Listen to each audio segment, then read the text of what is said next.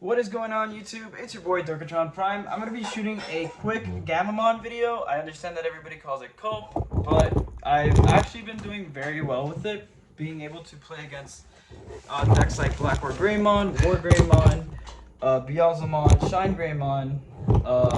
I think basically everything except Ulforce has been able to kind of stop me. But let's just jump into the profile. I play it like a purple deck more than it is a red deck, but just keeping in mind that it has the aggression of red. So I run 4 Gurumons. I run the BT8 ones instead of the newer one because I honestly prefer the when attacking draw discard, considering that all your champions are 6k, so you're always going to be swinging and you're always going to be drawing a card. You want to start off with early aggression, and it does more for you because you always need to have the hero on board. So in my preference, I prefer this Gamma over this Gammamon over the RB one. It starts me off really fast and it sets up my hand to have more options because your hand is basically like a second stack, a possible second stack. So then we're gonna have to play 4 of the RB Gammamons. Gonna be able to add double hero or hero and a Gammamon in text, and then it always gives you 2k DP. This card is honestly the strongest searcher of the deck, so you want to be running it at 4. Then we run 4 of the 2k DP when you have a hero on board. This is just for the DP boost. Generally, you're hitting numbers between 16 to anywhere to 26k in this deck, and this honestly just helps you get there. Once you have the hero out on board, you always digivolve this one in the back, and you always just slap this onto the front because you want your Gold Assist to float into this Gamma to add more cards in your hand, which increases the potential for your stack. Then we're going to be running 2 of the BT8 Gammamon, which is when you play a Tamer, you draw a card. It's alright. We just play it just because of Gammamon name. It also has a when attacking, kill 3k or less. It comes up every now and then, but not as often as you think. Then it also comes up and it procs out the Seriousmon effect. If you ever need Serious to restand, you can pop a 3k just because they decided to put something in front of you. Then we play, and it's not once per turn either, popping a 3k. Then we play 2 of the RB1 Gammamons, the ones that you can attack your opponent's Digimon if you have a Tamer on board. I've been able to swing at ultimates just because I have a hero, and I swing 6k at an ultimate or 8k at an ultimate because of this. But very good card. It's a second raid target basically, giving your Digimon's raid. Helps against the War Greymon matchup, considering that they proc effects when you redirect. And this one just says you can just straight up attack it. Then we run 4 of the Battle that plays the hero for free. That's absolutely must. 4 of cards really strong is whenever you have an ultimate or mega or itself on board, you're able to raid into your opponent's Digimon, keeping the board control and scaring your opponent.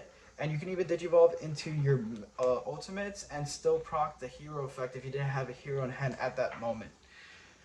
Card's really strong. Then we run 2 of the older Battle, the BT8 ones, because the Blitz is really strong with the Seriousmon, as you're able to digivolve into, let's say, a Cannon-wise.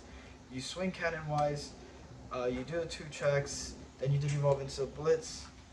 You unsuspend because you pop something off the Sirius, and then you put Battle in the sources, and then you gain Wind Digivolving Blitz, so you swing again. And that's after passing turn. This has won me a lot of games because of the fact that you can Blitz when Digivolving. You can add it into your sources when Digivolving, and it'll proc. Then we run 4 Regulus Mons. Regulus Mons are our like best level 5. I'm sorry, 4 Gulas. Gulas is going to be floating onto our main rookie searcher, and it's going to also put out some Gammamons for you to always have a stack on board. Your opponent's always intimidated to try to get rid of your stack, and because of between Gulas and the Regulus, it's just too strong at times. When your opponent knows that even if they swing into your Digimon, they have to deal with the retaliation, and even if they pop it, they have to deal with the Regulus being able to delete their lowest level. There's a huge amount of like plays that your opponent has to play around just to play around this card.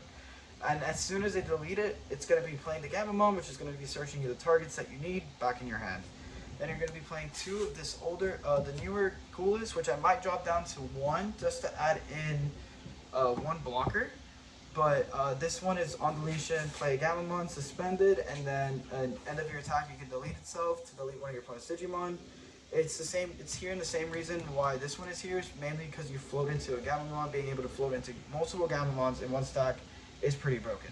Then we're going to run 3 Cannon-Wise. Cannon-Wise is here for the pure aggression, as you're always going to have out a hero, and you can always make this a plus 2k, plus 2k based off the inheritables, and then it'll be 14 off a hero, and then it'll be, I'm sorry, 12 off a hero, and then 14 if one of the heroes suspend. Card's absolutely great for the deck, as you're able to go into Serious Mon, stack something that's really well into your stack, and then be a possible second 2 checks on the Serious Mon. I have taken out 4 security and burned 1 off of this type of play. Then we put Regulus Mon at 4 because Regulus gives you when attacking, when digivolving, discard a card with hero in its text, Gamma in its text, and then you can actually give this Digimon on deletion, delete your opponent's lowest level. It also gives you all the effects of the Gammamon. Both of these ultimates give you effects of all the Gammamons below it. Not like it doesn't give you its own effects or anything higher. But this card is honestly really good in the matchups where your opponent wants to be clearing your board while doing their plays, kind of like Black or Gray, or they have to think about also just answering your board, like with Beelzemon. They can't answer your board with the Beelzemon X because then this will proc, killing the Digimon, killing the X antibody or killing the Beelzemon that killed this. There's a huge amount of like pressure this card brings with just swinging 9k, using its effect every turn, and then you go into your 6 whenever you need it to pop an extra Digimon, plus giving it the effect on deletion, delete your opponent's lowest level. So it's like even if they remove the Digimon on board, they'd have to deal with the fact that it has a possible delete your opponent's Digimon on their turn. Then we run 4 Serious Mon as the bread and butter of the deck, as you're able to swing at security, Digivolve into it, unsuspend a Digimon, destroy a Digimon, put any of these level 4 lowers into the sources, and or the 6. I'm sorry, anything from 6 or lower in the sources, and then just gain a bunch of effects. One thing I like to do is just to put Arcturus under, so you can just delete a Digimon, burn a security. It's better than having security +1.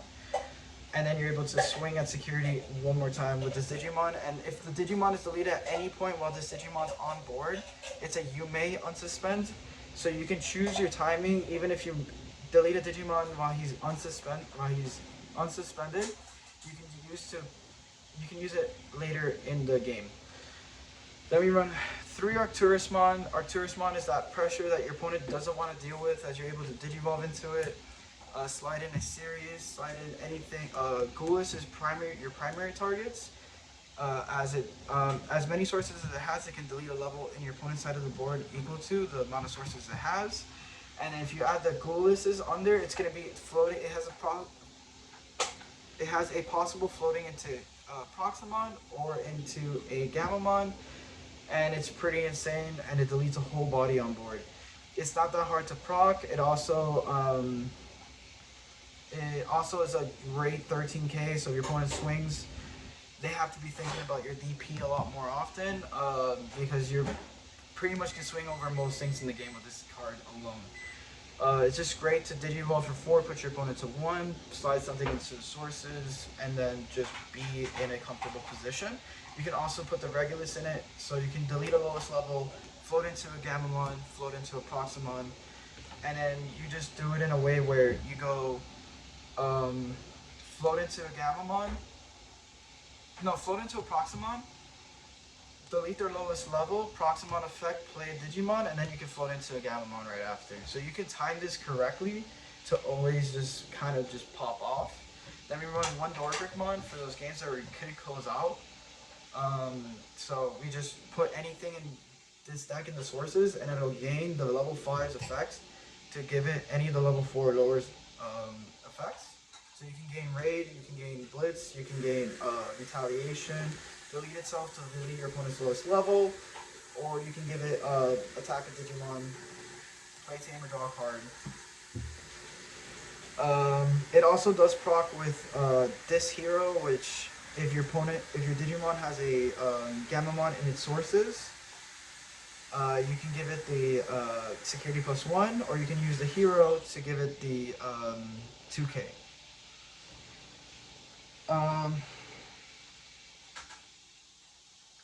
Okay, so now we're going to be running 4 of this hero, as it does put you in a better position every time you stack something into your sources. You want to have more cards in hand, so this gives you memory, draws you a card, and gives you DP when you Digivolve.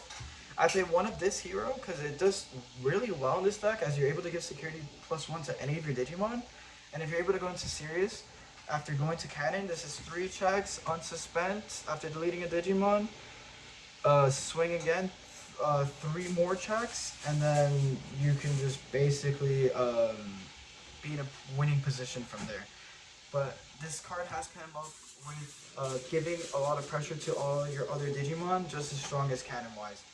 Then we're going to be running 3 of the Memory Setter hero, which is the hero I play the most, because if I ever have a hero in hand and I want to play it for free, it's always this one, as it's able to proc all your effects and make you a bigger body to be more in a aggressive position. Then we play 1 Bria Claw, as it does play Gammamon security, and it has came up where your opponent is comfortable and you decide to use a Bria Claw and make your level 4s bigger than their level 6s, or bigger than their level 5s, and then you gain a memory. You draw a card and you gain 2 extra K. It's a really strong card. I'm only running it at 1 at the moment, and then I run 2 Proximons, as the Proximons put pressure on your opponent always to not pop your Arcturus or to pop your series as soon as possible, because it can Digivolve for 3 over a series.